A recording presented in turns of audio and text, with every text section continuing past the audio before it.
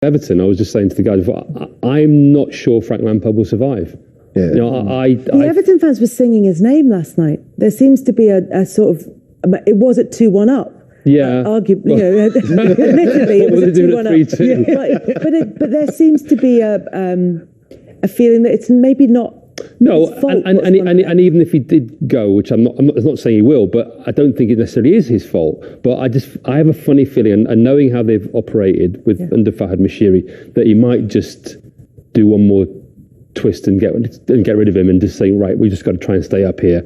Maybe put Duncan Ferguson back in charge. Maybe bring in a firefighter for last weekend, and that could be the last sort of twist, I think, in the terms of how it shakes down in the bottom of the table. It would be absolutely in keeping with the last couple of seasons, wouldn't it? For something like that. That's partly why I'm thinking it, and also because I was told it was just really, really bad after last night. I think it's calmed down a little bit today, but that makes me think there just might be one more twist that they might just turn around and say, we just cannot get relegated, so we're just going to have to do something. And the only thing you can do at this stage is change the manager. Yeah.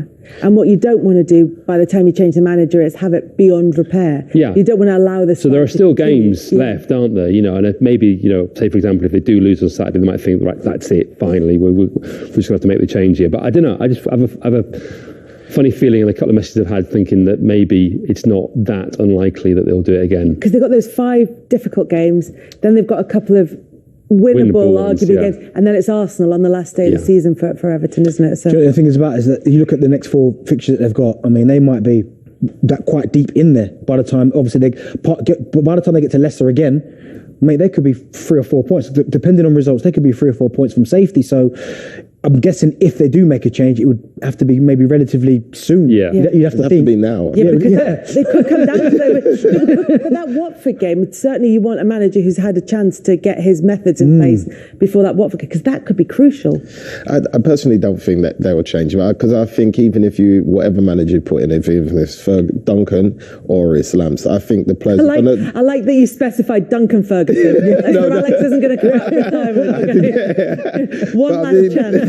I just don't think anyone can change what they're doing apart from the players. Do you not think somebody can get them better organised defensively? I don't think it's organisation necessarily. I just think it's lack of confidence and individual errors. I think if you go back over a lot of their games, a lot of them have come from individual mistakes. And I think no manager can change that. It's only the players that can change that mindset. Right. And I think until they get that right, they're going to keep losing and dropping points. What about if a new manager came in there and changed the shape to give them more protection? Because I think back to the Arsenal situation where they were making individual mistakes and Arteta came in and changed up the shape just to give them a little bit more protection. Do you not think maybe someone could do that? I don't think they have the players to do it. That's the problem. Yeah. They don't. Half of them are injured. Mina never stays fit. So what do you change it to? You're better off just saying, right, like we said, let's not play the cute, lovely football. Just everybody sit back.